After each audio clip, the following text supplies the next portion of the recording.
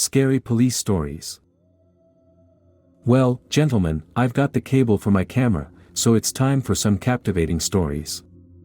As I've said before, my late grandfather was a police detective from the 60s to the late 90s. More precisely, he was an investigator in the only department of a small town in Utah. He was a very silent and gloomy man, but if you asked him about his work, he became a bit more talkative. I think work was the only thing he loved. So, when I was younger and already interested in paranormal phenomena, I spent a lot of time in his kitchen in the evenings, asking him about the most interesting cases in his practice. After he died, a thick notebook was found in the room that served as his office. Apparently, it served as his diary, in which he recorded information about the most strange, let's say, cases. I managed to persuade my grandmother to let me look through this notebook a few times, and reading it, I thought of my grandfather as some kind of mathematician. No literature, essentially no personal opinion. Just the dry facts, location of the body, forensic evaluation, suspects, and the like, a couple of theories, a few notes. I then thought that he continued to work in his free time in one way or another and tried to solve these puzzles. Most of what was written correlates with the stories I heard from him, but there were a few that I had never heard anything about. So, if you really like those stories, about which I have all the necessary info, I might even visit my grandmother to review the necessary pages of the diary about the cases unknown to me, take photos of the crime scenes, and then we can try to guess what happened. As I said, I wanted to write something like a book about these events, once photograph those places, so I'll accompany my tales with photos with some explanations. Not always, for obvious reasons, will there be photos of the exact house, for example, where the crime occurred. In some cases, I was afraid to enter the house because the neighborhoods, as well as the city as a whole, are quite rich in criminal elements, and it's simply not safe to exit some areas filled with ex-convicts and drug addicts. Well, I'll also add that there won't be any vivid descriptions of monsters and such here. Many cases still strongly smell of mysticism, but even they can be explained within the framework of familiar phenomena. But I can promise you gore and dismemberment. So let's get started. The first story. The first case I want to tell you about happened in '93 and is curious because what exactly occurred could not be explained. This post will include 2 photos, the first of the house where this incident took place, and the second of the stairwell where the body was found, in the second entrance. So, in the evening, around 10 o'clock, an investigative team headed to the scene, consisting of whoever was available in the small town, more or less. However, there was usually an investigator and a forensic expert. And this is what they found on the stairwell: a body with a lot of blood pooled around it, the head was severed and lay nearby, the edges of the wound were jagged, it was immediately apparent, according to Grandpa. As if it had been chewed, he said. The victim's clothing, consisting of sweatpants, a sweater, and slippers, was torn in about a dozen places, and there were visible wounds on the skin. It was immediately clear that the body was very fresh, which the forensic expert confirmed right away since rigor mortis had not yet set in, meaning it had been less than 2 hours since death. This was later confirmed when questioning the grief-stricken widow of the man, who lived on the 4th floor. The door of her apartment was about 3 yards from the body up the stairs, and she, incidentally, discovered the body. The lady was a drinker and was already drunk, but it was immediately found out that the man had gone to take out the trash around 9:30 in the evening. When 15 minutes passed, the lady began to worry that her husband might have stopped by his drinking buddies, who liked to sit in the square near the house in the evenings, drinking something stronger. The apartment windows did not face the yard, if I remember correctly, so she decided to go and bring her husband home, but upon leaving the apartment and walking just a few steps down the stairs, she saw the mutilated body in a pool of blood. Nothing more could be extracted from her in subsequent interrogations. Now, about the interesting part, questioning the residents of the house yielded absolutely nothing. Not a single person heard any screams, thuds, or sounds of a struggle, nothing. And this was despite the kind of doors that were common at that time. Those pieces of plywood, essentially, provided no sound insulation. A few drinkers were indeed sitting on a bench. They said they had been there since about 8 o'clock in the evening and, according to them, during that time, an old lady living on the first floor and a single mother living on the second entered the building, and they, too, saw and heard nothing. No one exited the building during that time. Initially, Grandpa thought of a dog. What else could tear a person apart like that in an apartment building stairwell?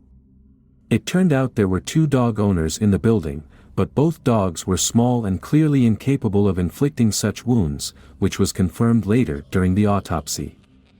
The head was indeed severed from the body as if by the teeth of a large animal, the spine was literally ground at the bite site, and one of the bites on the leg left a very clear and distinct jaw imprint. According to the expert, as if deliberately demonstrative, the marks from each tooth of the upper and lower jaws were visible, which, he said, was unprecedented in his experience.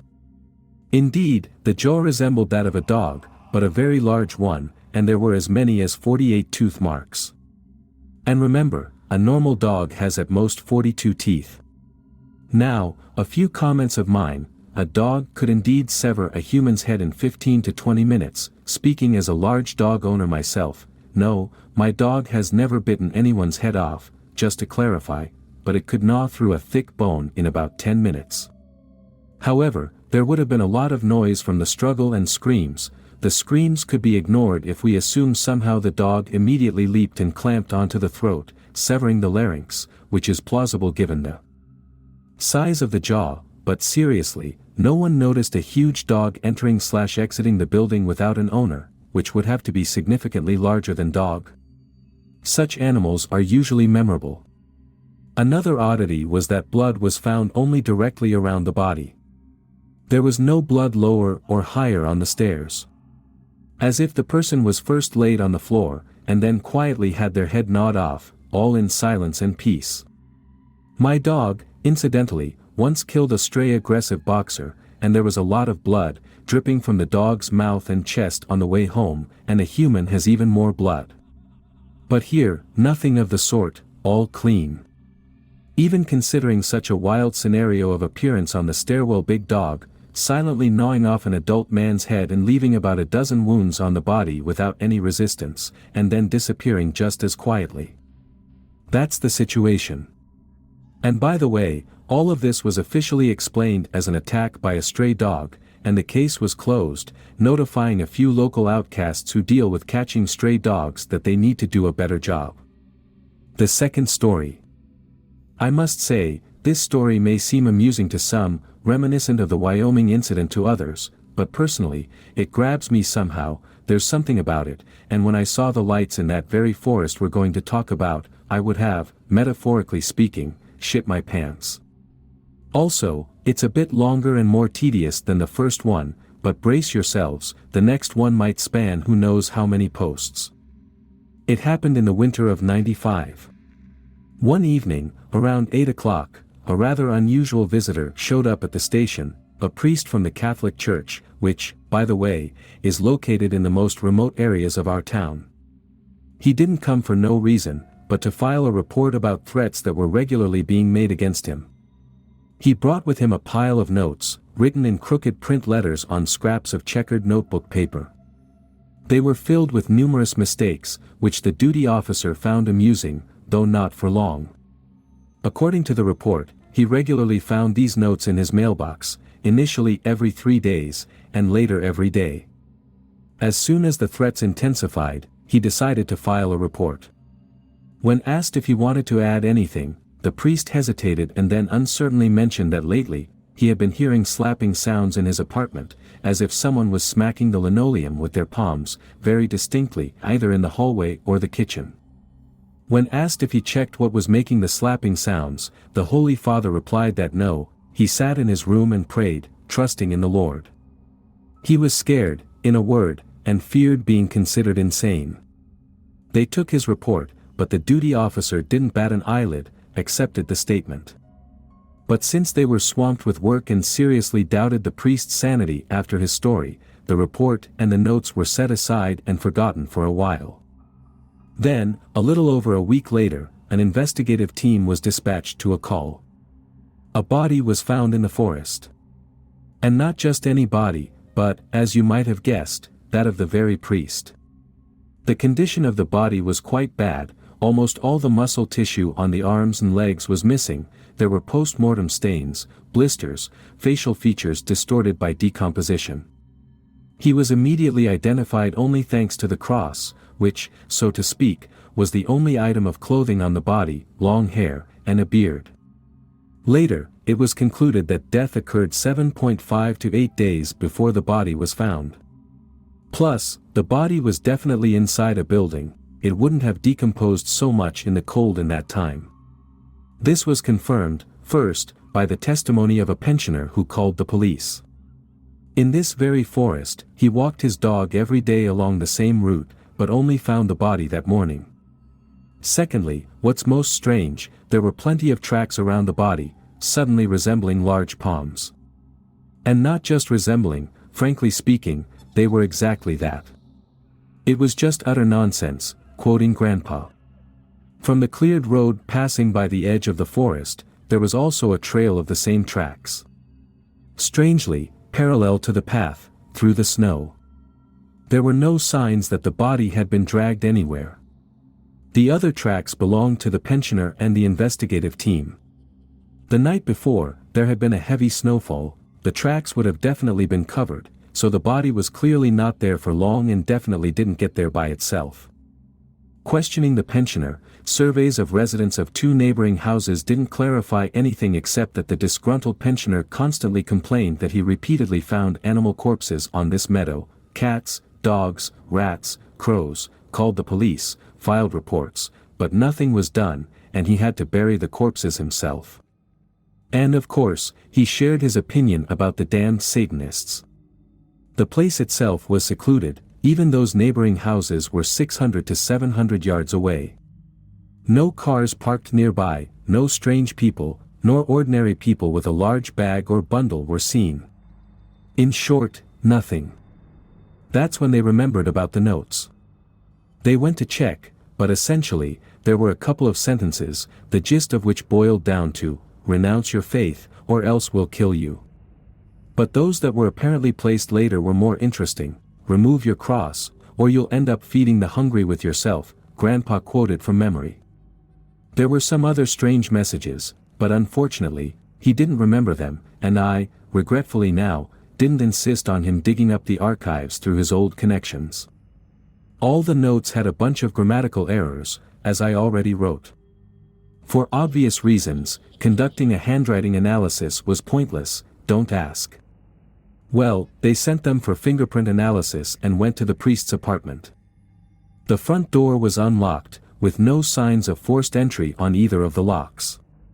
Remembering the priest's words about the slapping sounds, they arranged another, much more extensive fingerprint examination of the floor in the corridor and the kitchen, without much hope. Surprisingly, they found several clear prints. Not just large, but huge fingers, definitely not the priest's. Everything else in the apartment seemed in order, no signs of struggle, no blood traces, valuables untouched. But there was no one to ask. Essentially, the Holy Father lived alone, no relatives, an orphan.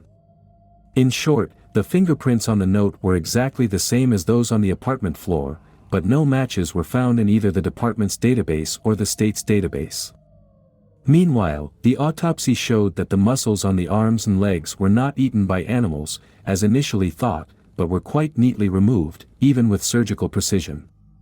Either a scalpel or a very sharp small knife was used. No other damage was found on the body apart from the cuts on the arms and legs, no traces of known poisons, etc.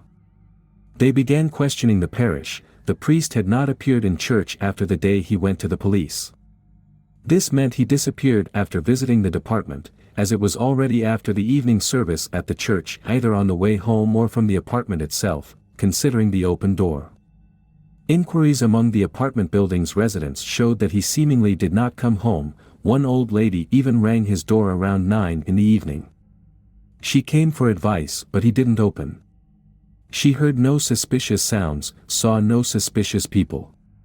And here was a dead end. They checked, of course, focusing on those very palms. First, they checked those living close to the priest. Eventually, they combed through almost the entire town but found no matches. And honestly, they weren't expecting to. They attributed everything to the same sectarians and dropped the case. Fortunately, there was a precedent, as I mentioned in the very first story.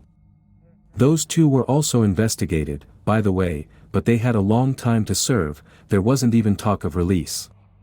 So, it could only be their buddies, but the handwriting was entirely different. Well, I think I haven't forgotten anything. Of course, if they hadn't ignored him from the start, he might have had more to tell, and this could have led to the case being solved, but it is what it is, and it all reeks of mysticism, to me at least. Here, by the way, is another photo taken around 11 p.m. Those very lights I wrote about at the beginning. Zooming in gave nothing, and the flash on the camera went off in such a way that I tried to run away quickly, scared that I might have been noticed, though I'm not usually that timid, don't get me wrong. It's just that this forest gives off a creepy vibe when you know this story. The lights were located approximately where the clearing is. Definitely not cigarettes, too far away, in those very infamous 200 to 250 yards. Possibly small fires or the tail lights of motorcycles. You can't get a car through there between the trees, the path is too narrow, and it doesn't look like it. It happened around 93, in the town of Springville. My grandfather was working for the local police at the time, and I grilled him about this case later, so I didn't make this all up, although I was only about 4 years old at the time of the events and my memories are fragmented. So, girls were disappearing in our town. Perfectly ordinary girls, according to my grandpa. Within a month, in the same area, 6 had vanished. Then came the 7th disappearance. Her father was a boxing coach, a sport beloved not just by athletes but also by the tough guys. From a multitude of volunteers, the enraged father assembled something like a patrol to search for his daughter and prevent further abductions. The patrol group wandered the area at night, and one night I woke up to loud screams outside my window. I ran to see what was happening. My parents were already there. From what I remember, a crowd was widening a small window into the basement of a house nearby. Now, for the specifics from my grandpa's stories, the patrol guys saw 3 men dragging something big. They chased after them, but the men had already made it into the basement, closing a heavy iron door behind them. The rest of the guys gathered and broke in through the widened window into the basement, where they found 3 deranged idiots with knives in their hands and the dismembered body of a girl, a book in an unknown language, a hacksaw for metal, and a dog's skull. The walls and floor were drawn on with symbols in chalk, which were half erased in the end by the shoes and sides of a couple dozen boxers who crammed into the tight basement, but whatever, no one would have bothered to decipher them then. By the time the police arrived, the idiots had already been beaten by the boxers, 2 were maimed, 1 eventually died, several boxers were cut, but not too seriously. Interrogations of one of the sect members, including beatings by the girl's father, yielded no results, just like subsequent police interrogations. But there was a lot of blood in the basement, of different types and varying degrees of staleness. As you can understand, no bodies were found, even though everyone possible searched the area and the forest. The 2 remaining sect members remained silent. Seemed like deranged mommy's boy necromancers, but even they managed to hide the bodies securely. People smarter and more sane could definitely do it, I believe. Also, I heard a lot of interesting things from my grandpa, and found an intriguing diary after his death. The 3rd story. It was in 95, and the level of apathy towards one's job was off the charts everywhere, which played a role in this story. It all started with a call to a very unpleasant address under very grim circumstances. The house where these events took place can be seen in the attached photo. As long as I can remember, it was always considered a bad place, a doomed place. Not because there were ghosts or some other nonsense. It's much more mundane. It used to be a dormitory, which was then filled with people from the social bottom or just the very unlucky ones. Regularly there were robberies, stabbings, murders. Even as a child, I had a first-hand experience with the manners of its inhabitants while riding my bike nearby. A severed head was thrown out of one of the upper-floor windows, which landed about 30 yards from me. Rumors said it was drug addicts who had a disagreement. But anyway, this is all to give you an idea of the atmosphere there, and why I didn't go in to take photos of the necessary stairwells and apartment doors. Yes, I was scared. So, in one of the second-floor apartments, a family was murdered, consisting of a single mother, her 7-year-old daughter, and, as it later turned out, approximately a 1-year-old infant. The family was, as they say, from the very bottom of society. An elderly neighbor lady, almost driven to a heart attack by what she saw, later explained that the mother didn't work anywhere, drank incessantly, and constantly brought home men of dubious appearance. The daughter was practically a street child, had never heard of school in her life. How the infant managed to survive in all this was completely unclear. The door was ajar, which allowed the very curious neighbor to discover the bodies. As for the state of the bodies, it all looked like a typical domestic dispute at first glance. With excessive brutality, though. About 30 stab and cut wounds on each body, which, according to the initial expert opinion, were already at least 2 days old. Quite quickly, by the way, the expert assumed that the knife was used on already dead bodies. The mother was killed in the kitchen, surrounded by signs of a struggle such as overturned stools, a torn-off refrigerator handle, and broken dishes. A bottle of, unexpectedly, expensive vodka and various slightly spoiled delicacies, which looked quite unusual on a worn plywood table, were picturesquely placed on the table. The daughter seemed to have been stabbed in her sleep, as she lay in her bed in the fetal position, with no signs of struggle. As for the infant, no trace of him was found, except for a playpen in the daughter's room. His existence was confirmed only by the words of the old woman, later by other neighbors, and this very playpen: no diapers, no baby food, no stroller, no documents, nothing. Even a superficial inspection of the apartment revealed something interesting. Not only was the refrigerator bursting with expensive food and alcohol, but a very large sum of money for those times was found in the freezer, in the form of several bundles of cash, packed in several bags. But where could such money come from for such impoverished people? That was the question, because the connection between the death of the blatantly poor apartment owners and this money was obvious. Further, inquiries among the residents of the building and the lovers of stronger drinks in the yard clarified 3 things. First, the murdered woman was popular, if you know what I mean, and her apartment door was usually open. Second, according to several people's statements, a certain man, clearly not from around here, began to visit her frequently in the last week. Descriptions varied somewhat, but overall, the following picture could be pieced together: of indeterminate age, completely bald, every time in the same brown 3-piece suit, polished shoes, bow tie. Dressed to the nines. Such people rarely, if ever, entered this building. Many saw him enter the building, into the murdered woman's apartment, but no one saw him leave. Another oddity was the unusual manner of speech, as described by those who spoke with the man, which they couldn't precisely explain, calling it convoluted, old-fashioned, very polite. He was seen at least 3 times in the last week, but in the last 3 days before the police arrived, no one definitely saw him, and no one remembered his facial features or any distinctive marks.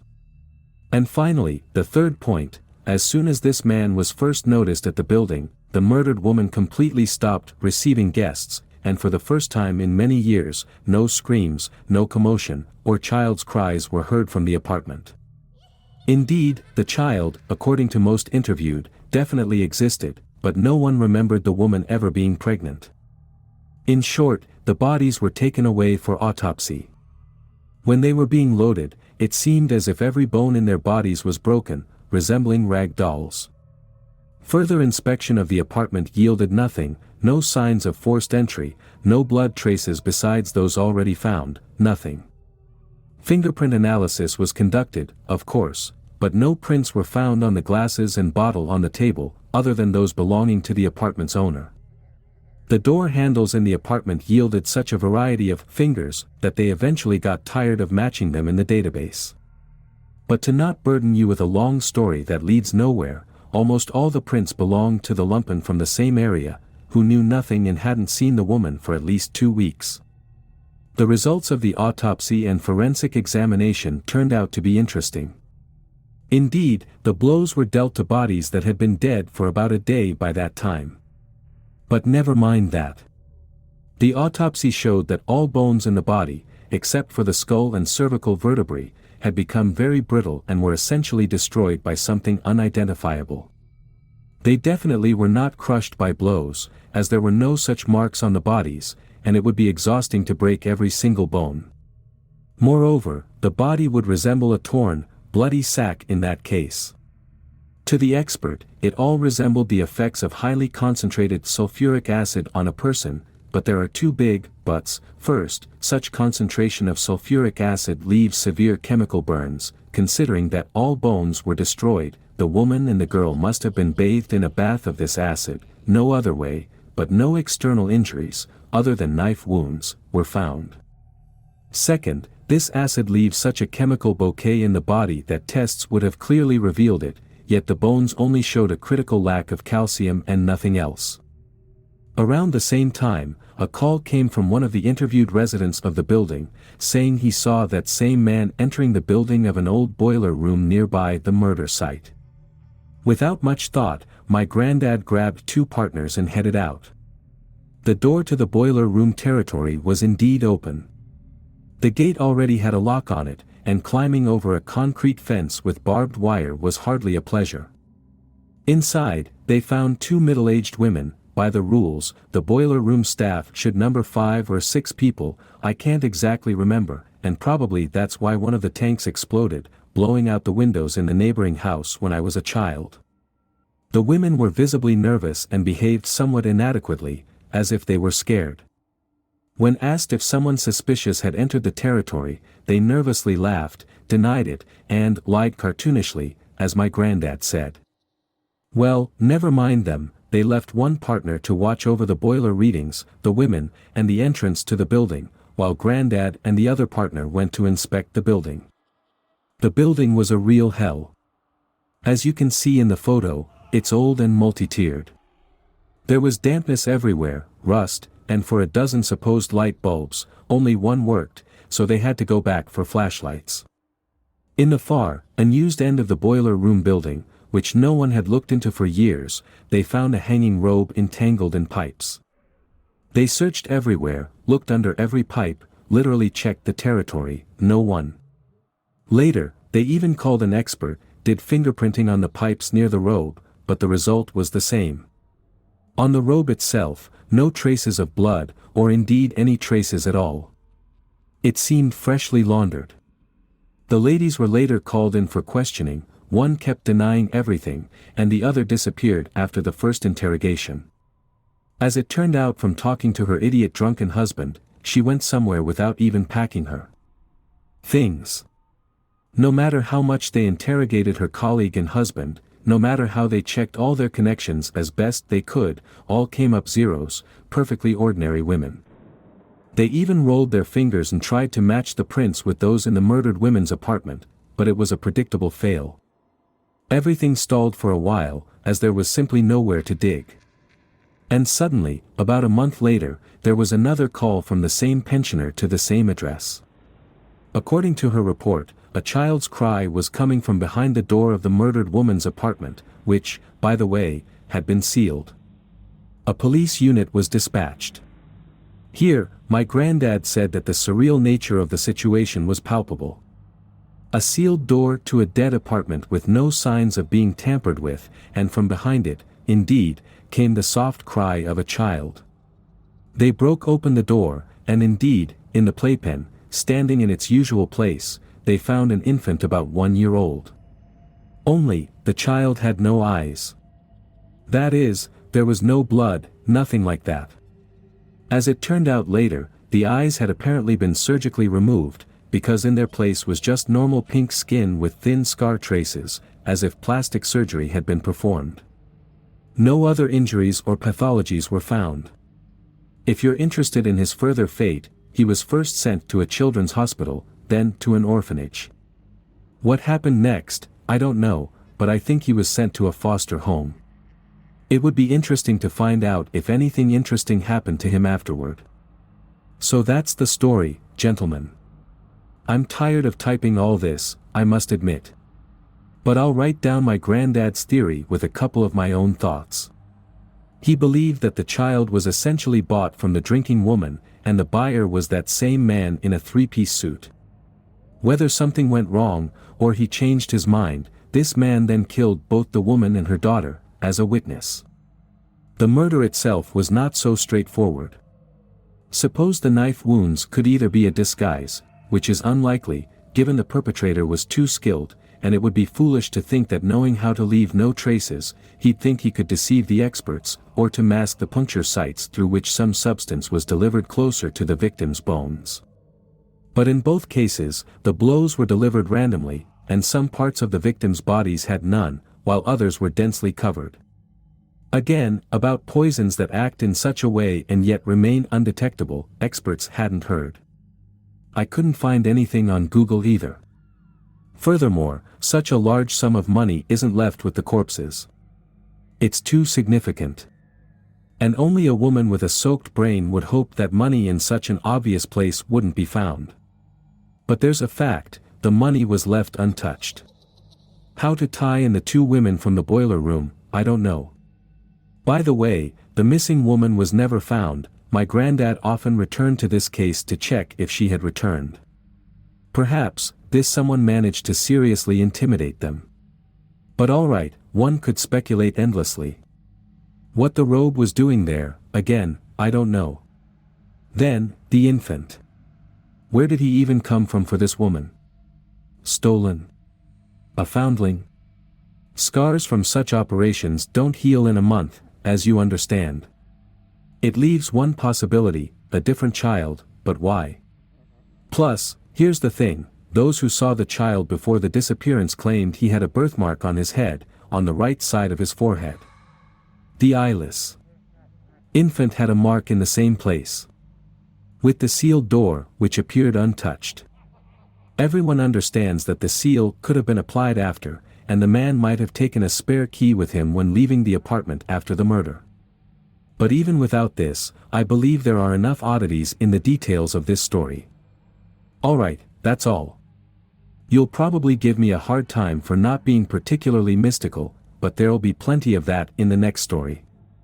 The fourth story. Well, I want to disappoint you, the mysticism is postponed again because I chose not the best time for photography. Not only did I almost soil myself because of a strange man, but you can hardly see anything clearly. However, a few photos will suffice for a completely different story. Stretch your imagination, here you'll have to fill in the images of a couple of places I was too far/scared to go to/ these places no longer exist. But even here, there'll be something tasty. So, let's go. It was 96, the country was still being shaken up, and my granddad continued his service in our town. One day, a very strange type appeared at the station, awkwardly shuffling about and generally looking uncomfortable. He was, as my granddad described, similar to a drenched bum in dirty, torn clothes. However, his passport was in order.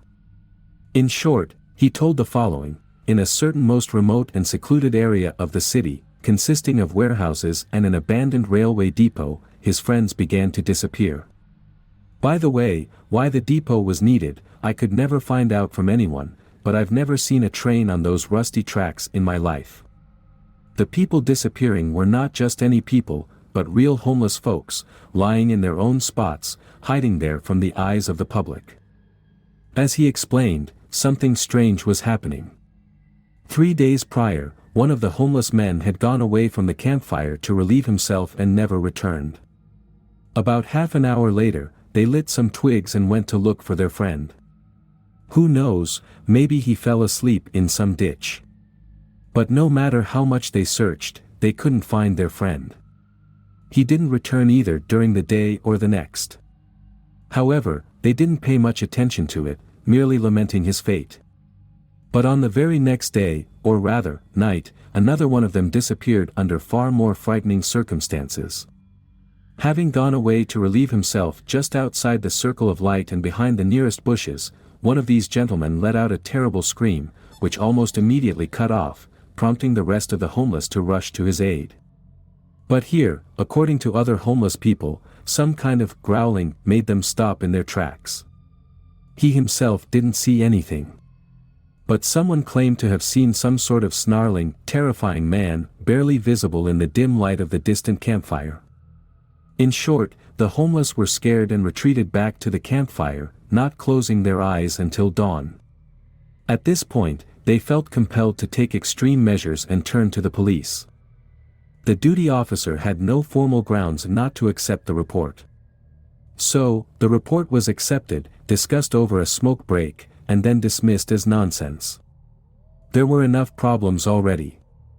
But the next disappearance made the police sit up and take notice. One of the city's residents, a generally average man who liked to drink while tinkering in his garage and worked at a company, but importantly, was described by his wife as a model family man who never disappeared without warning, was missing for 2 days. Briefly, the last place he was seen was the very same railway depot, near the homeless hangout, where he left his car and took his usual and shortest route home. Linking the disappearance of the homeless to the disappearance of this man was, of course, obvious. As you can see in the photo of the depot gates, the forest tightly surrounds the tracks on both sides. The same situation applies in the other direction, the only difference being that the road would cross a bridge over these same tracks. By the way, I didn't go under it because I saw a corpse there in my childhood, and the memories are not pleasant. After the bridge, the forest continues on the right hand, and on the left is a concrete fence separating the railway from old warehouses. And so it goes for another yard to the busier areas of the city. First, of course, they thought of the homeless. But on the other hand, if one of them was involved, after the visit to the police by their envoy, he clearly would have fled far away. But they sent one officer to talk to them anyway. My granddad, meanwhile, with a group went to those very warehouses, which were the most obvious place where potential bodies could be hidden. By the way, there was no longer even a watchman there at the time. Skipping the tedious details, in one of the watchman's rooms, in the second warehouse they inspected, they found a notable plaid shirt with bloodstains, which, according to the wife's description, was worn by that very uncle. Moreover, in the watchman's room, they found a whole pile of various junk, a couple of mattresses filling almost the entire small space. And besides that, the room looked almost dust-free, unlike the rest of the building. Fingerprinting yielded a very clear result, and the fingerprints were immediately sent for checking in the database. And here everyone was in for a surprise. It turned out that the prints belonged to 2 escaped convicts, who had fled from prison 15 years ago, and about whom everyone had forgotten. One of them was local, the other from a neighboring state. The local one would have been 62 by then, and the one from the other state, 41 years old. The most obvious and logical thing to do was to check the residence of the local convict. An apartment on the first floor in a rather shitty area in a building slated for demolition. It turned out that getting keys was unnecessary, as instead of a front door, there was a piece of plywood. Inside, or rather, in the bathroom, was, without any exaggeration, a damn nightmare. Streaks of blood on the floor and walls were found already in the corridor. But the bathroom contained a whole bathtub filled with parts of several bodies, 3 incomplete sets, as it turned out later, missing torsos and heads, which were never found. It was filled with dirty cold water, in which all this floated. The smell of decay and shit was starting to become quite strong. The toilet was literally clogged and flooded with excrement. But the neighbors didn't call the police, which, however, was explained by the fact that no one lived on the first 3 floors except for a blind grandpa from the second floor. In the kitchen, they found a portable gas stove, a large tin can with blood traces on it, a bag of flour, and also, dumped in the corner of the same kitchen, human bones. This is where understanding began to dawn. The convicts, whose fingers were everywhere, were eating these people. God knows why, but they were eating them. Everything pointed to this. Inquiries among the residents gave absolutely nothing. The few who still lived there unanimously declared they hadn't seen any unfamiliar men. But the very blind grandpa mentioned that the night before the police arrived, someone had been trying to break into his door for several hours but couldn't open it. At this point, it got serious for everyone. 2 police officers were left in the apartment, and my granddad went to the department, demanding that the FBI take over the case, because it was clearly beyond their scope. The case was taken over rather quickly. The officers, who had spent a whole night in the apartment nauseated by the stench, were relieved from duty. But, jumping ahead, no one from the convicts ever returned there. Everyone involved in the case was thoroughly interviewed, and they took over from there. What follows are essentially rumors told in the smoking area, but since I've started the story, I need to finish it, even though I don't know the details. The trail of these convicts was found near the city, at the entrance to a large forest area stretching for several miles. There was a place called Quiet Harbor, in reality a small settlement of 40 houses. But they couldn't capture both. They had already begun to drive them through the forest when they stumbled upon the older one, lying on the ground and snarling madly. According to the main version, his leg was broken by his own partner to buy time to escape from the chase. So, they dragged him to the car and took him to the station. During the interrogation, he didn't utter a word, only whimpered and growled like an animal. The other one, meanwhile, was to be extensively searched with dogs throughout the forest. To cut it short, they couldn't find the fugitive, and the one with the broken leg, who howled and trembled all the way, eventually calmed down. It turned out, he had bitten off his own tongue. Soon, he was declared insane and locked up in a psychiatric hospital. Where is the other one now? Unknown. Is he still alive? Unknown. How many people did he eat? Also unknown. But, obviously, he at least left the state, because no more human gnawed remains were found. The 5th story. This particular incident occurred in the summer of '97. It differs from the ones you've read above in several aspects. Firstly, it happened in a perfectly safe district of our city, where I, incidentally, lived. Secondly, part of this story I heard firsthand even before my grandfather told it to me. One night, around 1 a.m., a completely agitated man stormed into the police station, practically carrying a sobbing woman in a torn dress. After calming the man down, the officers listened to the gist of the matter, which went as follows. Some friends of the man, a small-scale businessman aged 32, had come over, after which he asked his 27-year-old homemaker wife to take their 8-month-old baby for a walk around the house. Who these friends were and why he was sending his wife out with a small child at 11 p.m. was quite unclear. Various versions were attempted to incorporate this fact, but upon checking these friends, it was found that they had obvious ties to the mafia, to whom this man apparently regularly paid protection money. About an hour later, he went out to look for them and started to seriously worry when his wife hadn't returned. Rushing into the dark yard, he couldn't find her. He began circling the house, calling her name when suddenly, on the other side of the house, he stumbled upon the baby carriage lying on the asphalt, not noticing it in the darkness. There were no streetlights near this road, neither before nor now. They were only present in the yards about 30 yards away, near the walking path along the edge of the forest. The baby was, of course, not in the carriage. At this point, the man started to panic, but then he heard sobs nearby and rushed in that direction, where he found his wife, weeping and wandering among the trees in an almost unconscious state. He couldn't get much out of her, so he put her in the car and drove her to the station. Even my grandfather couldn't get much out of her. She responded very slowly, struggling to even say her own name. It was evident she was in shock. They called a doctor immediately. However, they did manage to glean some information from her, asking the same questions multiple times. Summarizing her disjointed speech, it came out like this: she was walking on that same path behind the house when something large rushed at her from the direction of the house, shoved her, snatched the baby from the carriage, and darted towards the iron tower, and then towards the forest. She followed it to the edge of the forest but couldn't catch up. She kept saying something, which my grandfather specifically noted. There was a theory about a large animal, but more on that later. The doctor who arrived examined her, finding bruises and minor scratches, which she likely got while running in the dark through rough terrain after the kidnapper. There were no serious injuries. The woman was genuinely in a state of shock. The doctor advised giving her a sedative and putting her to bed, shielding her from stress. If her condition didn't improve by the next day, he suggested taking her to the hospital.